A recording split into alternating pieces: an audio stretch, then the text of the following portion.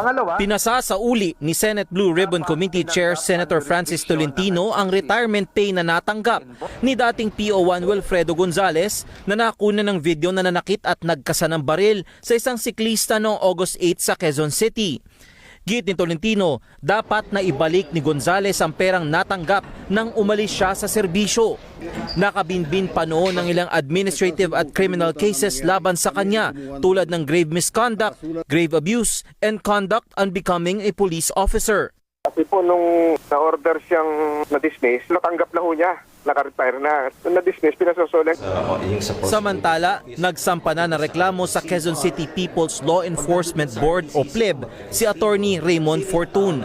Laban sa 3 pulis ng QCPD Traffic Sector 4 ng Kamuning, kaugnay ng insidenteng kinasangkutan ni Gonzales at ng siklista. Kabilang dito ang opresyon, irregularidad at